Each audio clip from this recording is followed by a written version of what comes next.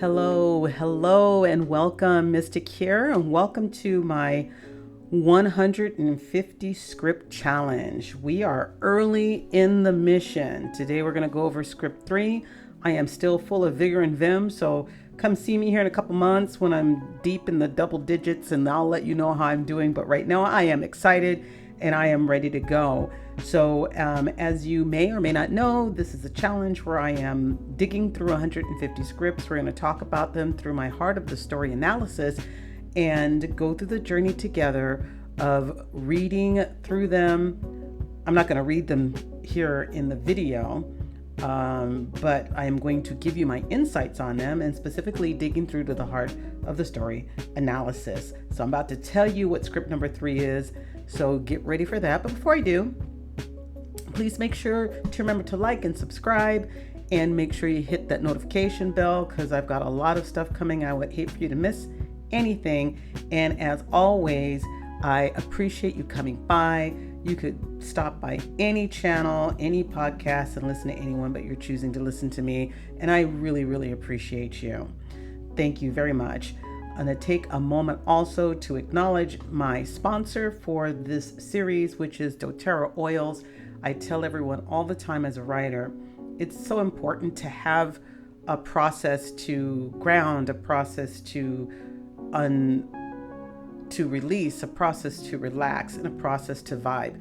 It's so important. Writing is a journey, and it is an emotional journey. It's not just a mental journey, it's an emotional journey, and it's a physical journey. You are a writer, you are in it body, mind, and spirit.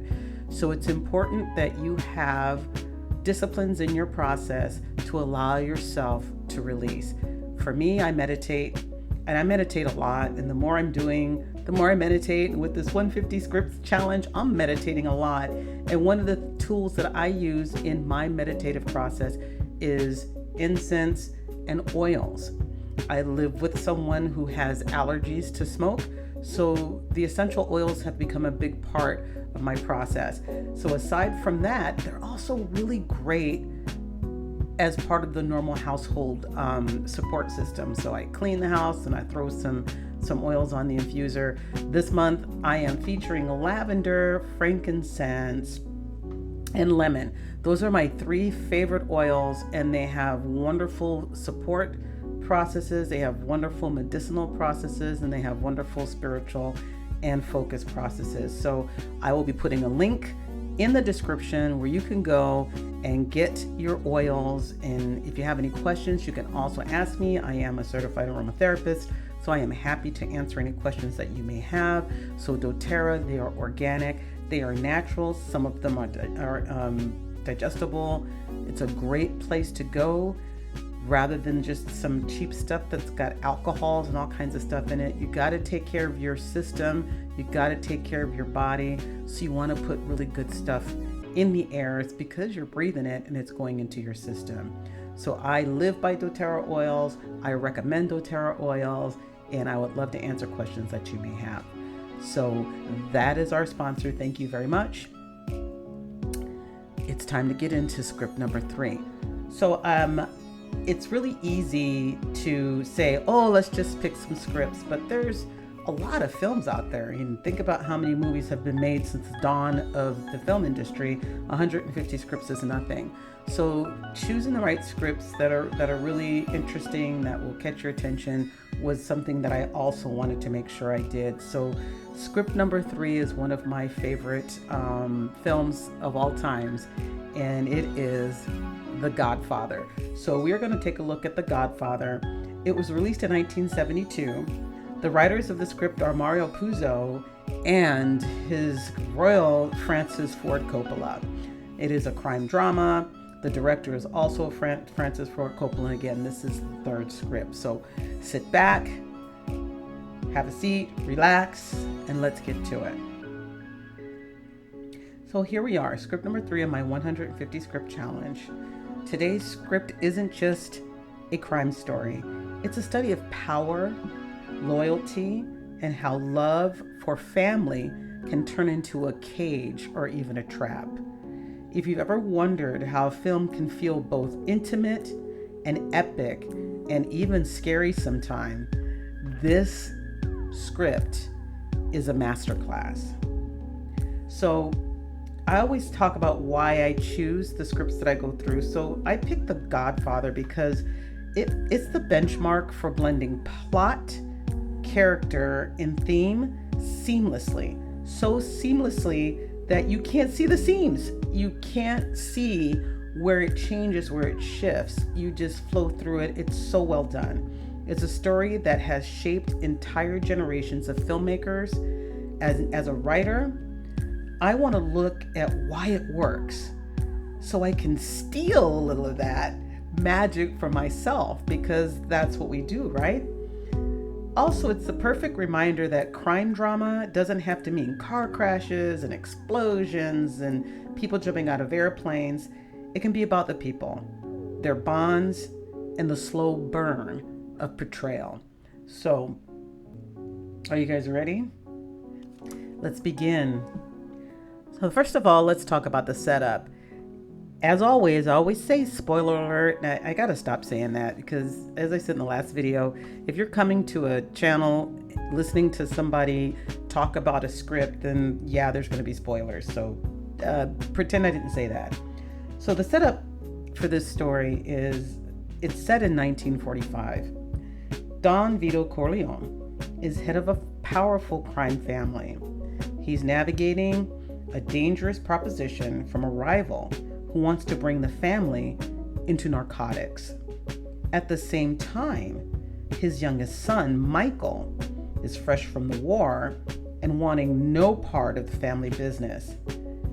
None at all. But in the end, he does end up getting pulled into the world that he can't unsee and that he can't avoid.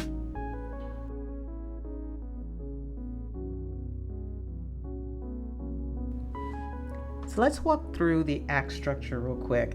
And I'm going to go through the opening, and I'm going to start right off by hoping that I don't just destroy this name. But it's Amerigo Bonasera. Now, he pleads for justice on the day of Don's daughter's wedding. For those of us that remember the movie, big line, "You come to me on the day of my daughter's wedding," one of my favorite scenes. It instantly tells us that this world's rules are loyalty, respect, power, and that these rules, these elements are traded like commodities. Really interesting scene. So again, as I go through this and go through my notes and reading this script destroyed me with the names. Italian names are not my superpower, so please forgive me, as I do not want to get yelled at, and I don't want people coming for me in the comments on how I destroyed these names. I've seen this movie a million times and I'm still messed up with these names, so I apologize. But after the opening, we jump into the inciting incident. So the inciting incident where Salazzo offers to bring the Corleones into the narcotics trade, and Vito's refusal. So that is your inciting incident. That is what sets everything off for the film. And when I read that, I got that, as a writer, I get that when I watch the film. But as I read the script, it stood out for me a little more as you go through the descriptions and they walk us through the wedding. And it really gave me pause to do that what if game that we do sometimes as we're watching films or reading. Like, if that didn't happen, what would have happened with this story? They would have all gone on and lived their lives and nothing would have happened. But it is this refusal that sets the story into mode. It's what sets everything off. Plot point 1 is the attempted assassination of Don Vito, which forces Michael into the family's orbit. You remember, Michael Corleone wanted nothing to do with the family business. He went to the military, he fought in the war, he was the clean, straight-laced kid. He came home, he was gonna get married to the love of his life and go on about his business. He wanted nothing to do with the family business. Then somebody tried to kill his father, and that changed everything for him. We have the midpoint, which is when Michael volunteers to kill Salazzo and McCluskey. A no turning back moment in the story. When Michael volunteers to be the assassin and carries out the act, he now becomes a member of the mafioso, and he can no longer hide. His hands are no longer clean. That is a point of no return, and we are on our way to the rest of the film. Plot point 2, and I remember this, and it's so interesting to read it because the way that the script lays it out is just so beautifully told as a story. It's easy to see a film and to see the visual come out on the screen, but walking through it, through the scene description and through the dialogue, we went from being in this mafia family, the crime family world, the syndicate here in the United States, and then it's almost like we are reading a completely different film. Michael is exiled to Sicily after the assassination because he needs to be protected. And it is that action that turns him into a mob boss. You go through the process of watching him go through growth and watching him go through change and watching him be affiliated and associated with these Sicilians. You get to see his actions, you get to see his character develop, you get to see him actually become somebody different. You see it a little bit in the film, but you guys got to read the script because the dialogue and the descriptions and the engagements with Michael and how they take you through the change, and then he gets married and the bargaining for his wife. He becomes a crime lord while he's in Sicily. But something else happens while he's in Sicily. Sonny is murdered. And when Sonny is murdered, Michael comes back home to take control of the family. So it's so good, so not only do they attempt to unlive, I'm supposed to be careful what I say, Don Vito, they also deal with Sonny. Because of Michael's reputation, yes, he assassinated these other people. There, I said the word again. But he went off to Sicily. They didn't think they were going to see him again. That was clear. They didn't think you were going to see him again. But when he returns, he is unhinged. You tried to kill my dad. You killed my brother. He is absolutely unhinged. So the climax is when Michael, like a meticulous chess player, orchestrates the simultaneous elimination of all family heads from all the rival families. And he does it in this sinister, crazy way during the baptism of his nephew. So when you read the script, in the importance of dialogue, in the importance of setting things up through the right kind of action lines, and leaving the interpretation of the director and the actors while they read your lines, you look at this script and you get to see how he orchestrated it. And for those of you who are Godfather fans, I'm a Godfather fan. This was a really fun script to read. We saw that happen. It's not often that a film pulls off what they've pulled off in that scene when Michael comes back and he understands what happened, and then he pulls all that stuff together and understands what happened and decides that he's going to get vengeance, but he's not going to do it the way everybody else did it. He's not an animal, or so he says. And then he does it during his nephew's baptism. And the resolution after the climax is that Michael Corleone becomes the Godfather. And in this wonderful scene that they set up in the script, the people come in and they kiss his ring and he closes the door, and he literally and figuratively is the person that he never wanted to be. That, my friends, is storytelling. Absolutely fantastic script. Absolutely fantastic story. Like I said, I am a fan of this film, and I read this script and I couldn't put it down. It was like reading a book. It was so well done. Let's talk about the protagonist arc. The protagonist, of course, is Michael in this story. Michael wants, it's about a want. Michael wants to be normal. He wants a normal, honorable life outside the family crime, the criminal element, the criminal crime family. That's what I'm trying to say. I'm so excited I can't talk. He never wanted to be involved in it. The internal obstacles that he faced is his sense of duty and his love for his family, his love for his father. It's something that drove him. He claimed he didn't want to be a part of the crime element, but he had so much love for his father that deep down inside he would do anything for his father.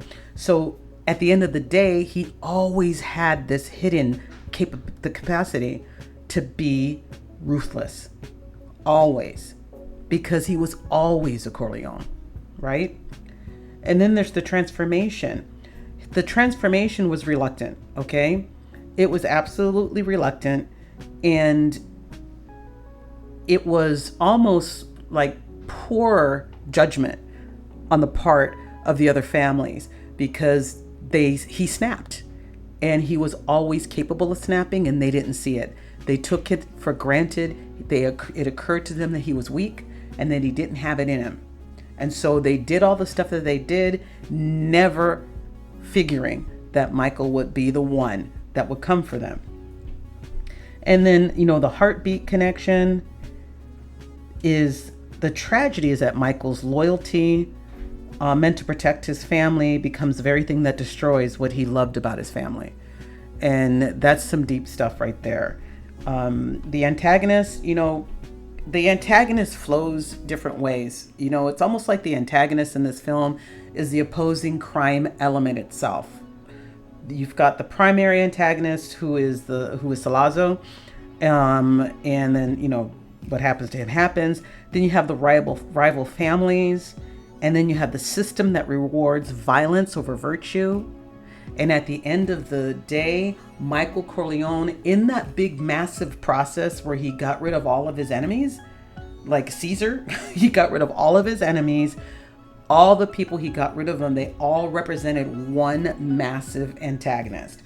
The conflict is not just external power struggles, but the real battle is his own moral erosion. The absolute erosion of his morality. And there are sequels to this, and I might pick up the other scripts and read them, because as you really examine this story and really see it, Michael has an arc that this film starts and it carries through all the way to the rest of them. But we can't talk about those because we're reading the script, so I might pull those up as part of this challenge just for fun, just for S's and G's. And then the mirror. The antagonists reflect Michael's eventual methods. Calculated and merciless rather. Michael becomes his antagonist. Everything he hates about them, that's what he becomes. So the antagonists are a mirror for Michael. He just doesn't know it. Now, the hero's journey. So it's always fun for me because I'm kind of a cryptid, strange, crazy writer, because I love horror and fun stories. But hero's journey is not just about the good guy that runs off and he saves the day, he slays the dragon, and he saves the princess. The hero's journey is the hero can be an anti-hero, the hero can be a bad guy. It depends on the story. And so Michael does have a hero's journey, and his call to adventure is the attempted assassination of Vito. And he refuses. His refusal is when he insists he's not part of this world.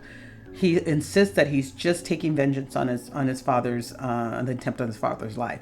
He didn't do it because he was going to become a part of the family. It was never his intention to become a part of the family. He refused it, and he went to Sicily because they wanted to hide him. He got married. It was his intention to get married, have some kids, and stay out there. But then they tried to take care of him, and they ended up unfortunately missing and hitting his wife. So he came back to the United States. There's always the mentor, his mentor being Vito, though indirectly, because Michael didn't engage with Vito as a mentor per se, but he watched him. He was his father. He learned from him, and he saw everything that he claimed he didn't like, but he became, and he did it better, because all the weaknesses and all the things that he thought his father should have done different, he actually improved upon it. He became more vicious, and he became more effective at being a godfather than his father was. Now the trials, navigating assassination plots, exile, family politics. This film, this story is filled with trials. So it's easy to see all the trials and obstacles that he faced on his hero journey. His transformation, he sheds his civilian identity for the family mantle. That is the classic hero's journey. It's just, in this case, he didn't become a knight, he became a dark knight. And in the return, he comes home. He is transformed from Michael, the outsider, the one who didn't want to get involved in the family business, to the Godfather. And there is no innocent left to return to. He is not returned with innocence. He is not returned in celebration, victor over darkness. He becomes the darkness. So the primary themes, powers, power costs. There's that old saying, absolute power corrupts absolutely. That's one of the primary themes. Another one is family. It's family, both as sanctuary and as prison, because there's no freedom. To become a part of the crime family, you are in the crime family and you don't get to leave. There's only one way out. And many of people in this film learned that at the end when Michael took care of them. And then the corruption of good intentions. So those are your primary themes that I found. I have my key emotional beats. These are my heartbeat. Vito's refusal of the narcotics deal. This is really important. And it was really interesting to me that this was what set things off. I've always sat for me as I watched the film, and as I read this, it really sat for me that principle over profit. There was one line that Vito wasn't going to cross. And then there's Michael volunteering to kill. The young man who would never kill. The young man who swore he would never do anything. And when they tried to kill his father, he volunteered to seek vengeance and kill. And that was the point of no return for him. Once the sin was done, he was never the same. Vito's death and the passing of both love and burden, right? So the love is gone, and now he has the burden. That's Michael. And this is the thing that I got here is with the baptism. So the baptism where Michael seeks out family vengeance. And I didn't say this, and I should say this, that one of the people who was dealt with in this whole ecology of revenge during the baptism was Michael's brother-in-law, who was his sister's husband. While he's baptizing his nephew, his brother-in-law is dealt with because his brother-in-law was involved in the death of his brother Sonny. It's crazy, but the baptism, if you are Catholic, you know that the part of the ceremonies in Catholicism speaks, I can't talk today, I'm so excited, speaks about being baptized and water and wine often represents the blood of Christ. So in terms of symbolism, and you know that Mystic loves her symbolism, the baptism in water representing the blood of Christ, and the baptism in blood because of all the vengeful murders during the baptism. You cannot write that well. It's beautifully done. It's a moral point of no return cloaked in ceremony. It's beautiful. A lot of symbolism and motifs, doors opening and closing, marking inclusion and exclusion, and truth and power. Lots of times where people are talking, the doors close, the window. That's always really cool. Oranges, you know, the little quiet omen of death with the oranges. That was cool. And lots of family gatherings, weddings, baptism, joy. There's always some undercurrent of darkness or betrayal or death cloaked around some sort of family gathering. I have my thematic connection. The heartbeat of this story is that loyalty is double-edged. That's what I get from it. It ties directly to a larger thing, which is protecting what you love. You may become what you fear, excuse me. So, you know, loyalty comes with a cost. To say you're loyal, to say you'll do anything. If you say you'll do anything, you might face what anything means. And then again, that emotional climax and resolution where Michael's baptism is aligned with the executions, and they all together unite his role as Godfather, because he's not just the Godfather, he's the Godfather of his son, his nephew. He is baptized as the Godfather of his nephew, and he becomes the Godfather of his crime family. Oh my God, it is so good. The final door closing as Kay, his wife, comes in, and she goes in to talk to him, and she can't go in, and his guys close the door. She is shut out, and he's closed off from everything that he loved because he can no longer be who he was. He is now the Godfather. You know, as a writer, this script makes me sit up straight. It makes me sit up straight, man. It reminds me that pacing doesn't have to be fast. It's not about speed. It can mean pressure building until the audience can't look away. It forces me to ask, if my protagonist changes, am I letting them change in a way that feels earned? That's not easily achieved, that I can't just guess as the viewer, as the reader, oh, this is going to happen. That's easy to see. Or I'm making it complicated but simple at the same time. Does it have to be devastating all at once? Is that okay? Because, man, there's a lot of devastation in this story. And in the end of the day, The Godfather is about how bonds meant to protect us can become the chains that bind us, and how the pursuit of loyalty can cost us our soul. That's what this story is about. And if you haven't watched The Godfather, and believe it or not, there's people out there that haven't, I encourage you to do so. But my friend, if you haven't read the script of The Godfather, you need to read it. It's a really good read. This was a good one. I would love your thoughts. Feel free to ask me any questions. Like I said, there's a lot to cover when reading a script. I can't cover it all. I only have 20-30 minutes. I have 147 more scripts to read. So I am happy to answer your questions. Drop some comments in the comment section if you have questions about a specific thing. I would love to debate with you. I might do some live sessions just to talk about some of these scripts.